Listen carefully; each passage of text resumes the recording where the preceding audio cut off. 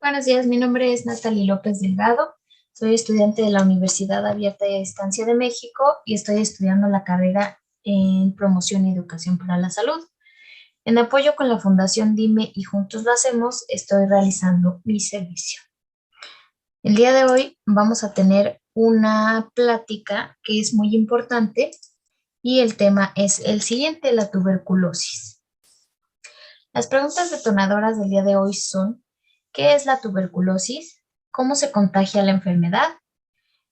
¿Quiénes pueden ser los afectados? ¿Cómo se diagnostica y cuál es el tratamiento? Vamos entonces a comenzar. La tuberculosis es una infección bacteriana causada por un germen llamado Mycobacterium tuberculosis. La bacteria suele atacar los pulmones, pero puede también dañar otras partes del cuerpo. La TB se disemina a través del aire cuando una persona con TB pulmonar tose, estornuda o habla. Si ha estado expuesto, debería consultar a un médico para someterse a sus exámenes. Hay probabilidades de que usted se contagie con TB si tiene un sistema inmunitario debilitado. Los síntomas de TB pulmonar incluyen los siguientes: tos severa que dure 3 semanas o más, bajar de peso, toser y escupir sangre o mucosidad, debilidad o fatiga, fiebre, escalofríos, sudores nocturnos. Si no se trata adecuadamente la TB, puede ser mortal. Por lo general, la TB activa puede curarse con varios medicamentos durante un periodo largo de tiempo. Las personas con TB latente pueden tomar medicamentos para no desarrollar TB activa. Existen dos tipos de rayos TB: TB latente o inactiva, que es cuando las bacterias están presentes en su cuerpo, pero no lo enferman ni lo vuelven contagioso. Su sistema inmune protege al cuerpo de las bacterias y no puede transmitir la enfermedad.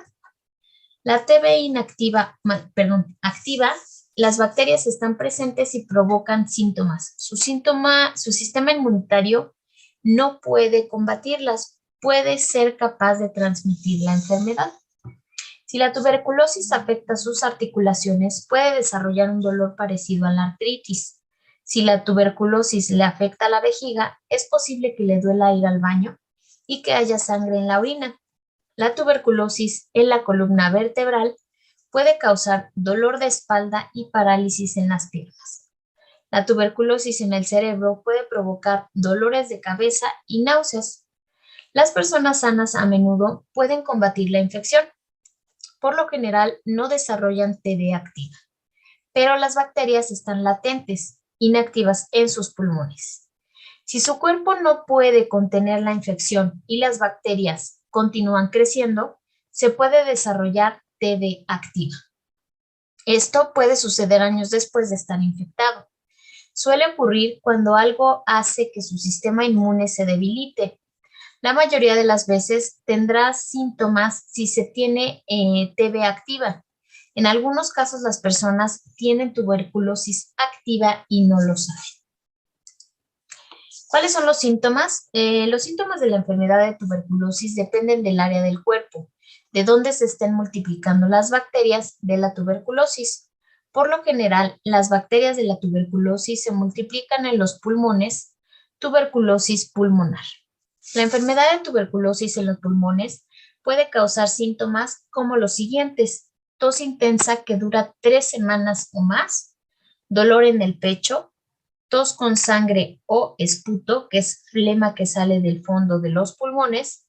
Otros síntomas de la enfermedad de tuberculosis son debilidad o fatiga, pérdida de peso, falta de apetito, escalofríos, fiebre y sudores nocturnos. Los síntomas de la enfermedad de tuberculosis en otras partes del cuerpo dependen del área afectada. Las personas que tienen infección de tuberculosis latente no se sienten mal, no presentan síntomas ni pueden transmitir la tuberculosis a las demás personas. ¿Cómo se puede ver el diagnóstico?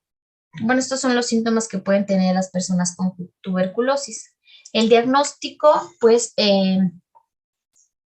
existen varios que pues se puede verificar por varios exámenes que son los siguientes. La biopsia pleural abierta, que es la cirugía, se lleva a cabo de la siguiente manera. Después de limpiar el área o la piel, el cirujano hace una pequeña incisión en el lado izquierdo o derecho del tórax. Las costillas se separan con cuidado. Se puede introducir un periscopio para ver la zona en la que se realizará la biopsia. Se toma tejido de la parte interior del tórax y se envía a un laboratorio para su análisis.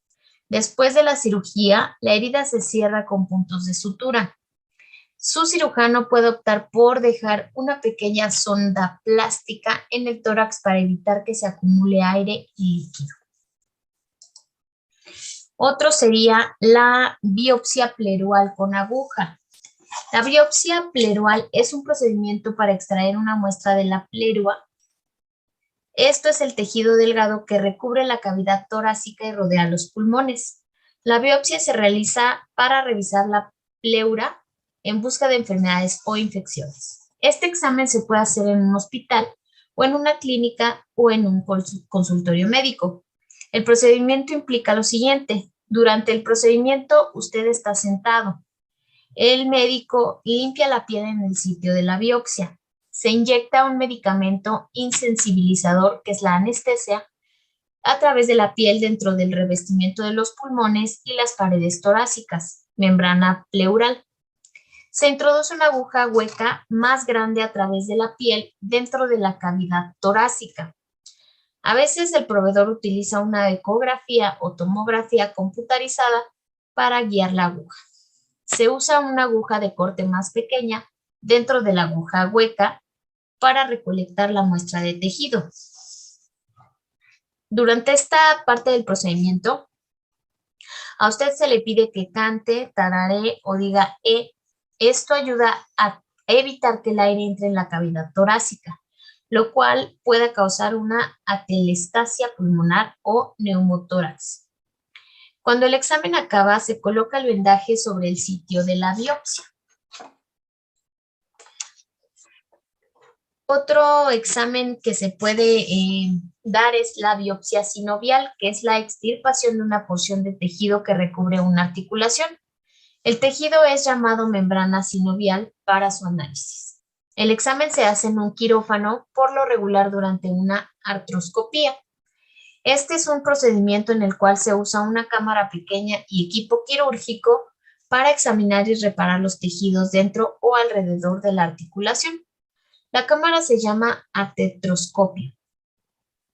Durante el procedimiento es probable que usted reciba anestesia general. Esto significa que no sentirá dolor y estará dormido durante el procedimiento. O usted puede recibir anestesia local. Usted estará despierto por la parte del cuerpo con la articulación, estará insensible. En algunos casos se puede administrar anestesia local, la cual insensibiliza solamente la articulación. El cirujano hace una pequeña incisión en la piel cerca de la articulación. Se introduce un instrumento llamado trocar a través de la incisión de la articulación. Se usa una cámara diminuta con una luz para ver dentro de la articulación y después se inserta una herramienta llamada pinza de biopsia a través del trocar. La pinza se usa para cortar una pequeña porción de este tejido. El cirujano retira la pinza junto con el tejido. Se extrae el trocar y cualquier otro instrumento. Se cierra la incisión en la piel y se coloca un vendaje. La muestra pues se envía a el laboratorio. Otro examen sería el cultivo de líquido pleural, que es un examen en el que se analiza una muestra de líquido que se ha acumulado en el espacio pleural para ver si usted tiene una infección o entender la causa de la acumulación de líquido en este espacio. El espacio pleural es la zona entre el revestimiento de la parte exterior de los pulmones, pleura, y la pared del tórax. Cuando el líquido se acumula en el espacio pleural, la afección se denomina derrame pleural. Se realiza un procedimiento llamado toracocentesis para obtener una muestra de líquido pleural. La muestra se envía a un laboratorio y se examina bajo un microscopio en busca de signos de infección. La muestra también se coloca en un plato especial que es el cultivo y se observa luego para ver si hay proliferación de bacterias u otros organismos. Esto puede tomar varios días. Otro examen es el cultivo gástrico, que pues es un examen para analizar los contenidos del estómago de un niño o en busca de la bacteria que causa la tuberculosis, la TB. Se coloca suavemente una sonda flexible a través de la nariz del niño hasta el estómago. Se le puede dar un vaso de agua y pedirle que trague mientras se introduce la sonda. Una vez que la sonda esté en el estómago, el médico usará una jeringa para extraer una muestra de los contenidos gástricos. La sonda se extrae luego suavemente a través de la nariz. La muestra se envía a un laboratorio. Ahí la colocan en un plato especial llamado medio de cultivo y observan si hay proliferación de bacterias. Otro es el cultivo micobacteriano. Es un examen para buscar la bacteria que causa la tuberculosis y otras infecciones causadas por bacterias similares. Se necesita una muestra de tejido o líquido corporal, la cual se puede tomar de 2 pulmones, el hígado o la médula espinal. Casi siempre se tomará una muestra de esputo. Para poder tener dicha muestra, a usted se le pedirá que expectore profundamente y escupa el material que sale de los pulmones. También se puede hacer una biopsia o aspiración. La muestra se envía a un laboratorio y ahí se coloca en un plato de laboratorio especial que es el cultivo y luego se vigila para observar hasta por 6 semanas si hay proliferación de bacterias. Otro es el cultivo rutinario de esputo, que es un examen de laboratorio que busca microbios que causan infección. El esputo es el material que sale de las vías respiratorias cuando usted tose profundamente. Se necesita una muestra de esputo, le pedirán que tosa profundamente y que escupa cualquier flema que provenga de los pulmones en un recipiente especial. La muestra se envía a un laboratorio y ahí pues se coloca en un plato especial que es el cultivo. Luego se observa por 2 a 3 días o más para ver si hay proliferación de bacterias u otros microbios que causan enfermedades. Otra es la prueba cutánea de tuberculina. La prueba cutánea de la tuberculina o prueba de Mantoux, TST, por sus siglas en inglés, es un método para determinar si una persona está infectada con Mycobacterium tuberculosis. La administración y lectura confiable de esta prueba requiere de la estandarización de procedimientos, capacitación, supervisión y la práctica. La prueba de la tuberculina se hace inyectando 0.1 mililitros de un derivado proteico purificado de tuberculina en la cara anterior del antebrazo.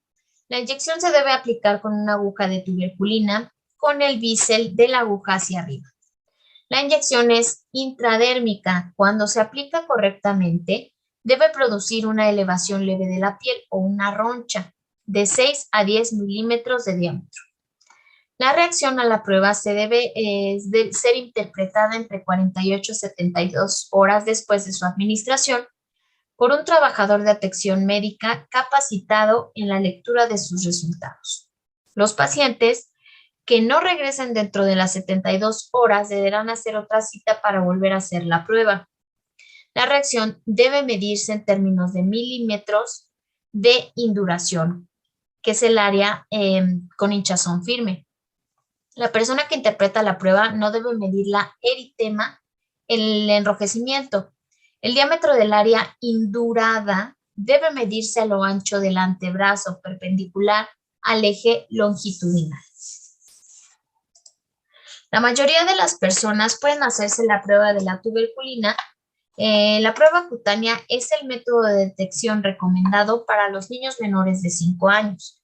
Cabe notar que, según las recomendaciones de la Academia Estadounidense de Pediatría, los niños de 2 años y mayores se puede usar la prueba cutánea o la de la sangre, prueba de liberación de interferón gamma IGRA. En el caso de los niños vacunados con la BCG, se prefiere la prueba en sangre para evitar los falsos positivos.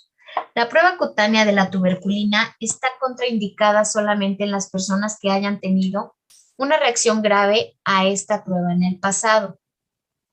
Por ejemplo, necrosis, ampollas, choque anafiláctico o ulceraciones.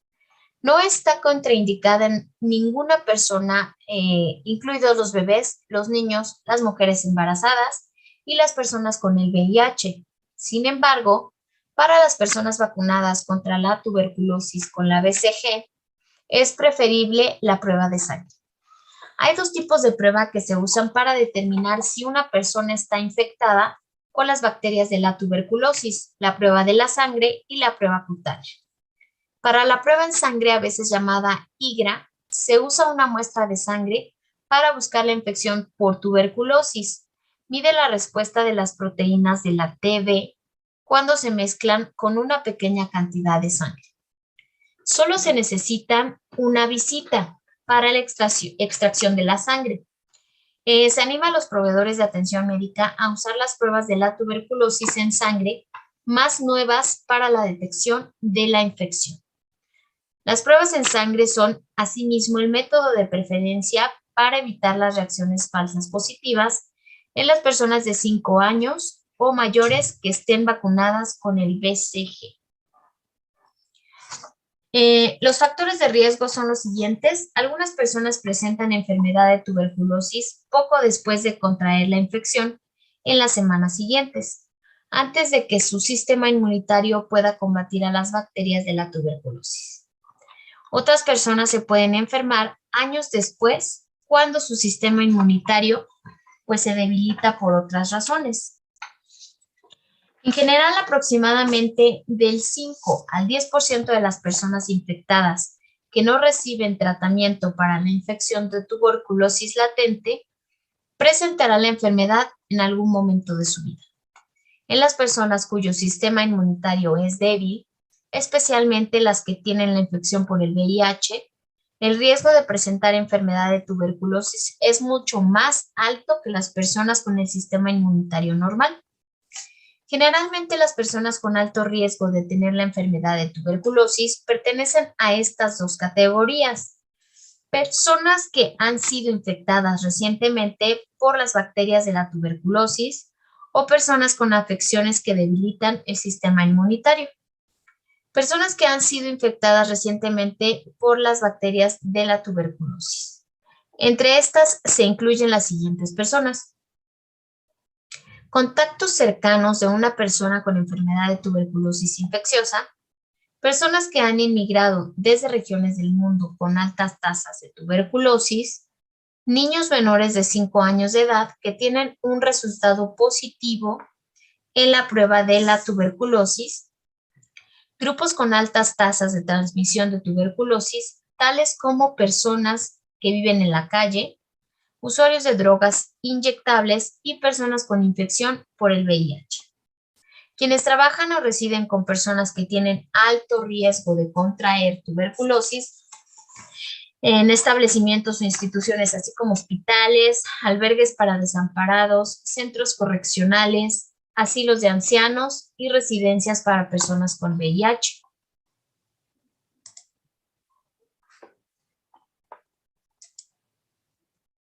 Personas con afecciones que debilitan el sistema inmunitario, los bebés y los niños pequeños a menudo tienen el sistema inmunitario débil. Hay otras personas que también pueden tener el sistema inmunitario débil, especialmente si presentan alguna de las siguientes afecciones, que son infección por el VIH, el virus que causa el SIDA, abuso de sustancias nocivas, silicosis, diabetes mellitus, enfermedad renal grave, bajo peso corporal, trasplante de órganos, cáncer de cabeza y cuello, tratamientos médicos como corticosteroides o trasplante de órganos, tratamientos especializados para la artritis reumatoide o la enfermedad de Crohn. Existen vacunas y prevenciones que son las siguientes: la BCG o Bacilo Calmette Guerin es una vacuna contra la enfermedad de tuberculosis TB. Esta vacuna no es de uso frecuente en los Estados Unidos, pero a menudo se administra en los bebés y niños pequeños en los países donde la tuberculosis es más común. La vacuna BCG no siempre protege a las personas contra la tuberculosis. Las recomendaciones para la BCG en los Estados Unidos se debe considerar la administración de la vacuna BCG solo en ciertas personas que reúnan criterios muy específicos y después de consultar con un experto de tuberculosis. Se alienta a los proveedores de atención médica que consideren administrarles la BCG a sus pacientes a que hablen sobre una intervención en los encargados del programa de control de la tuberculosis en su área. Los niños, la vacuna solo se debe considerar para niños que tengan un resultado negativo en la prueba de detección de la tuberculosis y que estén expuestos en forma continua y no se les pueda separar de los adultos que no hayan sido tratados contra la enfermedad de la tuberculosis o su tratamiento no haya sido eficaz y el niño no pueda recibir un tratamiento preventivo primario y prolongado para la infección de tuberculosis o tengan enfermedad de tuberculosis causada por cepas resistentes a la isoniazida y la rifampicina. También los trabajadores de la salud deben de poner la BCG, se debe considerar de manera individual en entornos en que un alto porcentaje de pacientes con tuberculosis está infectado con cepas de tuberculosis resistente, tanto la isoniazida como la rifampicina. Existe transmisión continua a los trabajadores de la salud de cepas de tuberculosis resistente a los medicamentos y esto es probable que haya infecciones posteriores. O también que se hayan implementado medidas integrales de precaución para controlar la infección de tuberculosis, pero sin éxito. Los trabajadores de la salud que hayan recibido la vacuna BCG deben ser informados sobre los riesgos y beneficios asociados a la vacuna y el tratamiento de la infección de tuberculosis latente. El tratamiento, no todas las personas infectadas por las bacterias de tuberculosis se enferman. Por eso, existen dos afecciones relacionadas con la tuberculosis, que es la infección de tuberculosis latente y la enfermedad de tuberculosis. Ambas pueden tratarse. Sin tratamiento, la infección de tuberculosis latente puede evolucionar a enfermedad de tuberculosis y si no se trata adecuadamente, la enfermedad de tuberculosis puede ser mortal. Se llama enfermedad de tuberculosis cuando las bacterias de la tuberculosis se activan y se multiplican en el cuerpo y el sistema inmunitario no puede detener su multiplicación. Esta afección hará que la persona se enferme y las personas con enfermedad de tuberculosis pueden transmitirle las bacterias a las personas con las que pasan mucho tiempo. La enfermedad de tuberculosis se puede tratar tomando varios medicamentos durante un periodo de 6 a 9 meses. En la actualidad hay 10 medicamentos aprobados por la Administración de Alimentos y Medicamentos de los Estados Unidos para el tratamiento de la tuberculosis. Entre los medicamentos aprobados, los fármacos de primera línea contra la tuberculosis que componen los principales esquemas posológicos de tratamiento incluyen los siguientes, que es la isoniazida, rifampina, etambutol y piracinamida.